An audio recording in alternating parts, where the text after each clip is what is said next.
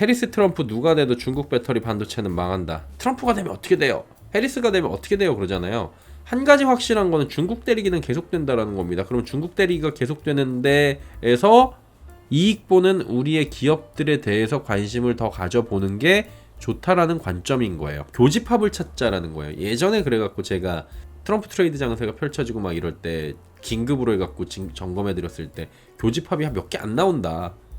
교집합이 그 중에서 이제 그 원전 같은 것들이 교집합이고 나머지는 대체적으로 둘이 전망이 많이 엇갈리는데 또 하나가 이제 중국 때리기가 둘이 같이 하고 있고 때리는 건 솔직히 트럼프가 더 때릴 수도 있다. 이런 얘기들도 나오고 있는 거죠. 반도체 AI 양자 컴퓨팅 대중무역 통제를 지금 합니다.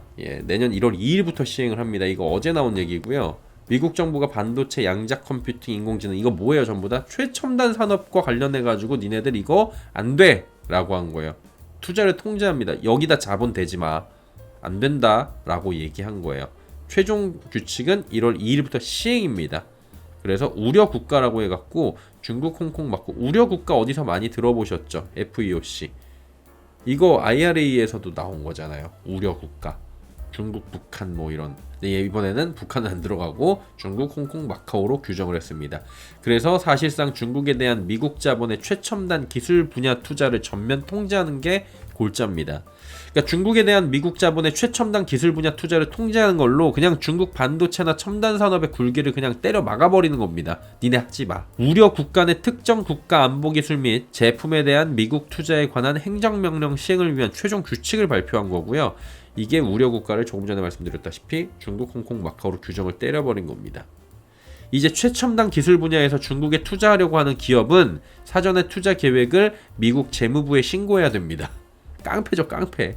재무부는 위반할 경우에는 국제비상경제권법에 따라서 민사 및 형사처벌을 할 수 있다라고 밝힌 겁니다. 그냥 깡패야, 깡패. 이건 진짜. 도입 취지는 뭐예요?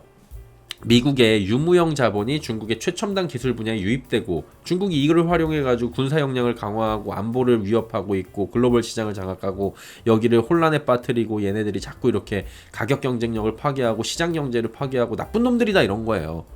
이번 규칙은 지분 인수, 특정 부채 자금 조달, 그린필드 투자, 기업 확장, 합장 투자 다 적용돼요.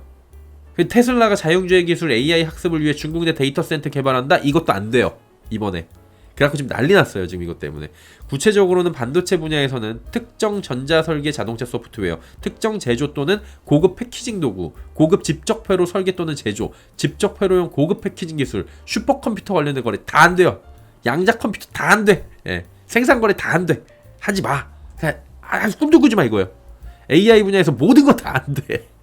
안 된대요. 예외가 있어요. 공개적으로 거래되는 증권에는 투자할 수 있는데 이것도 예외를 뒀는데 예외가 아닌 게 미국은 이미 이전 행정명령에서 중국 기업의 증권 매매를 금지하는 권한을 갖고 있기 때문에 이거 아무 의미 없습니다. 그러니까 아무것도 안 돼요. 자본 들어올 수 없고 그 중국에다 자본 투자하려면 우리한테 허가 맡아야 되는데 그러려면 우리하고 연 끊을 생각해라 이거예요. 그럼 우리 어떻게 되냐? 대한민국은 이게 제일 중요한 거 그거잖아요. 대한민국 어떻게 되냐? 미국 자본을 대상으로 한 규칙입니다. 잘 보면 이제 원칙이 미국 자본을 대상으로 한 규칙이기 때문에 한국 기업에는 큰 영향을 미치지 않을 것이라는 평가가 나오고 있어갖고 그나마 다행. 근데 이거 왜 갑자기 나와? 대선이에요. 지금 대선에서 화두가 여러 가지가 있습니다. 뭐 이민자 문제도 있고 그 다음에 그 여러 가지 뭐 마투도약 문제도 있고 그 다음에 막 다 있는데 대중압박 강화 그러니까 중국을 어떻게 할 거냐 중국에 대해서는 미국인들도 전반적으로 인식이 안 좋기 때문에 중국을 어떻게 지금 칠 거냐 이거에 대해서 이제 표심 공략이 핵심 포인트로 부상을 했는데 중국 때리는 거는 또 전문가가 트럼프 형님이잖아요. 그러니까 트럼프가 한다고 하니까 그 현 행정부 바이든 행정부 그리고 이제 이걸 계승하려고 하는 해리스 부통령도 다양한 대중 규제를 발표하면서 부동층을 공략하려고 하고 있고 점점 수위가 세집니다. 현재 반도체하고 테크 분야에 대한 이슈가 지금 나와버린 거잖아요. 그 대선을 코앞에 두고. 근데 사실은 이게 처음이 아니에요. 이전에는 이런 것도 있었어요. USMCA. USMCA가 뭐냐면은 미국, 멕시코, 캐나다 무역협정입니다. 이거 검토 시에 중국 자동차 기업의 멕시코 우회 생산 문제를 손보겠다고 한 겁니다. 중국 애들이 어떻게 들어오냐면 지금 멕시코 국경에다 지은 다음에 넘겨버리려고 해요. 이거 멕시코에서 만든 겁니다. 그러면서 넘기려고 그러니까 이것도 안 돼 니들 이렇게 한 거예요. 이것도 계속 문제가 발생하고 공화당에서도 계속 얘기를 하니까 민주당에서 우리 아예 그렇게 할 거 아니야. 중국한테 그렇지 않아 라고 얘기하면서 쳐버리는 거예요. 그래서 제이크 설리번 그 국가안보보좌관이 연설을 통해서 USMCA는 초당적으로 통과됐다. 양 당이 모두 다 오케이를 한 거다. 초당적으로 통과됐기 때문에 이거는 이견이 없는 그런 상황이다 라고 얘기하는 거예요. USMCA는 초당적으로 통과됐다는 가까운 시기에 USMCA를 업데이트해야 할 때 한마디로 이거를 손보겠다. 그 중에 하나는 북미의 공급망 범위 원산지 규정 설정, 즉 중국과 같은 나라가 어떻게 멕시코와 같은 지역에서 자동차 공급망에 참여하는지 못하게 하겠다는 거예요. 그러니까 니네들 원천적으로 전기차 뭐 이런 거 만들어가지고 돈 버는 거 안 되고 첨단 기술 하는 거 없고 니네 그냥 계속 섬유나 만들고 그냥 니네는 전 세계 굴뚝으로 살아 이렇게 만드는 거죠. 이게 어떻게 가능한 거냐면은 나프타 대체해가지고 2020년에 발효됐고요. 6년마다 협정입니다. 2026년 이제 1년 정도 뒤면은 첫 검토 시점이 도래해요.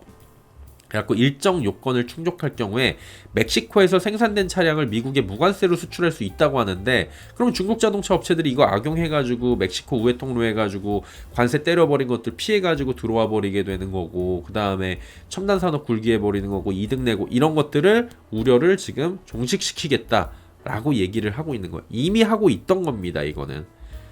조 바이든 행정부는 물론이고 공화당 대선 후보인 도널드 트럼프 전 대통령 역시 이 문제를 들여다보겠다고 밝힌 상황이에요. 그러니까 멕시코를 통해서 들어오는 거 안 된다고 다 얘기하고 있어요. 경쟁적으로 때려버리고 있는 겁니다. 참고로 트럼프 전 대통령은 멕시코에서 생산되는 중국 기업 자동차에 무관세가 아니라 200%의 관세 부과한다. 약속했습니다. 이건 연설할 때. 그래갖고 USMCA 재협상에 나서겠다. 한마디로 중국 니네들은 생각도 하지 마라는 거를 이게 약간 그거예요. 포커 칠 때 레이스 하는 거 있잖아요. 콜 이거 있잖아요. 받고 더 이런 거 있잖아요. 저도 잘은 못 쳐도 따당이 받고 치는 건가요? 아니면 받고 얼마 더 300 받고 500 더 이렇게 고니 같은 느낌으로 가는 거죠. 그래가지고 이게 굉장히 좀 중국이 불쾌하잖아요.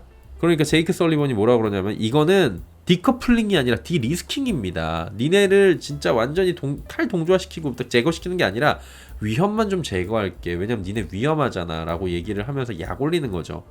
그리고 G7을 보면 중국에 대한 접근법은 다른데 기본 원칙에 대해서는 동의하고 있습니다라고 강조하면서 우리 동맹이 견고하고 중국 죽이기에는 지금 이제 시작이 이미 됐고 뭐 이렇게 얘기가 나오고 있는 거죠. 그리고 시일을 조금 더 거슬러 올라가면 지난 9월 9일에는 미국 하원이 중국 바이오 기업과 또 이제 제조회사, 전기차 업체 보시면은 DJI가 드론 제일 유명한 회사인데 이거 안 돼요 이제. 이거 중국 때리기 법안 통과시켰습니다. 우시바이오 로직스, CATL 다 때렸어요. 그러니까 전기차 배터리 업체, 그다음 드론 제조회사, 바이오 기업들 미국 내 활동 제한하는 중국 경제 법안을 통과시켰습니다. 하원 통과 26개 중에 가운데 이게 9월 10일이거든요. 그러니까 9월 9일에 통과됐거든요. 중국 직접 겨냥한 법안들입니다. 우시바이오 로직스, 중국 공산당이 관여하는 것으로 알려진 바이오 회사를 적대적 외국 바이오 기업으로 분류하고 거래 제한한다. 바이오 CQ 액트라고 나오죠. 그리고 DJI 신형 제품을 미국에 사용할 수 없도록 한다. 왜냐면 드론이 찍어가지고 군사시설이나 이런 것들을 전부 다 자국에다가 보내갖고 안보에 위험이 된다. CATL, 비아디, 중국 배터리 회사 제품을 사용하는 배터리 의존도 감소법을 포함시켰다. 얘네들이 충전하고 배터리하고 돌아다니면서 또 이제 안보에 위험이 된다라는 거죠. 그리고 이제 외국 적대적 세력 배터리 의존도 관소법, 이게 별로 이렇게 이슈가 안 됐었는데 상당히 중요한 겁니다. 그래가지고 국토안보부가 자금을 제공할 경우에 중국산 배터리 구입에 쓸 수 없다라는 내용까지 지금 담겨 있고요. 6개 기업이에요. CATL, 비아디, 엠비전 에너지, EV, 고션, 하이튠 에너지 스토리지? 뭐 이런 애들이에요. 이미 산업 측면에서 안보까지 추가해가지고 전방위적으로 중국 때리기를 하고 있고요.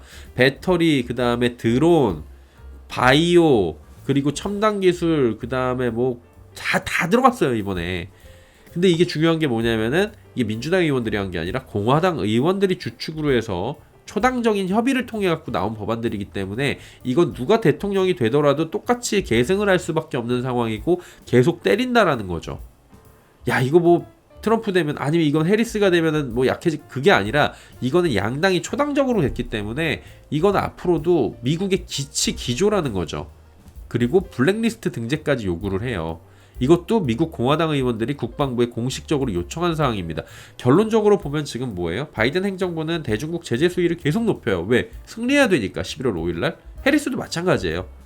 배터리 등에 대한 중국 대리기 법안 발의 역시 공화당이 주축이 되고 있습니다. 가끔 얘기가 나오는 게 야, 공화당은 그래도 배터리에 대해서는 조금 이제 친환경보다는 그래도 전통 산업이지라고 하지만 이거 다 공화당 의원들 18개 중가 몇 개 주는 그 배터리 그 공장들로 지금 돈 먹고 살고 있는데 얘네들이 함부로 그걸 뺄 수 있겠냐고요.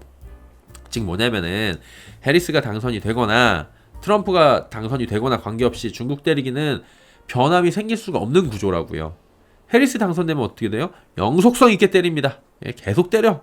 막 또 때린데 또 때리고 깐데 또 까. 미국, 멕시코, 캐나다 무역협정 업데이트를 통해서 중국 자동차 멕시코 우회를 막는 등의 조치가 지속적으로 이루어질 수가 있고요. 트럼프가 당선되면은 멕시코에서 생산되는 중국 기업 자동차 한번 만들려면 만들어봐. 이거 USMCA 이거 우리 개정할 거고 바로 나 관세 니네 200% 때릴게. 관세 폭탄입니다. 무서운 거죠. 무관세가 아니라 관세 폭탄이 준비가 돼 있는 거예요. 예. 그런 부분들까지 관세 폭탄까지 준비가 돼 있으니까 지금 만만치 않다라는 겁니다. 결국에 이게 누가 되더라도 중국은 상당히 힘든 상황입니다. 이로 인한 우리나라의 우리 산업의 반사이익 등을 그럼 우리는 지금 고려를 할 시점이라고요. 반사이익이 아니라 피해가 올 수 있는 산업들도 있어요. 그러니까 우리도 직접적으로 이에 대해서 그 돌 던진 거에 그냥 같이 맞아 아니면 고래싸움에 새우등 터지는 그런 것도 있기 때문에 면밀하게 좀 보면서 체크를 하셔야 돼요. 이거 무조건 반사이익이가 아니라 그 중에서도 이거는 반사이익이고 이거는 피해야. 이것도 체크를 하셔야 돼요. 예컨대 이번에 나온 우려국 간의 특정국가안보기술 제품 미국 투자 행정명령 있잖아요. 방금 전에 말씀드린 거. 이거는 미국 자본 대상이기 때문에 우리 기업들한테 큰 영향이 없을 거라는 평가잖아요. 배터리의 경우에는 중국에 대한 관세 제재로 인해서 어려움을 커지고 반사이익은 우리한테 오겠죠. 전기차도 유럽에서도 지금 이런 거를 때리고 있잖아요. G7 다 때리잖아요. 그러면은 유럽 시장에서 얘네들이 지금 저가 공략이 안 되고 멕시코에서 밀어올리기가 안 되는데 거기서 지금 하려고 하는 게 EV3나 이런 중소형, 중가형, 저가형 제품들이잖아요. 근데 유럽에서 EV3가 잘 팔릴 거란 말이죠. 캐스퍼나. 그러면은 얘네들의 진출 시기 어떻게 딱 맞았어요 이번에. 그러면 선전할 수 있지 않을까라고 한번 예측을 하면서 바라보는 시선이 필요하다는 거예요. 앞으로도 이런 행정 제재나 중국 대리기가 끝이 아니야. 계속 나올 거예요. 그럼 꾸준하게 모니터링을 하면서 거기에서 반사이익이 나올 만한 애들 그리고 피해를 보는 업종을 정확하게 구분을 해갖고 내 포트폴리오에 그런 식으로 운영을 할 때 큰 틀에 지금 시선을 잡아두셔야 된다는 게 그게 오늘 내용의 핵심이었습니다.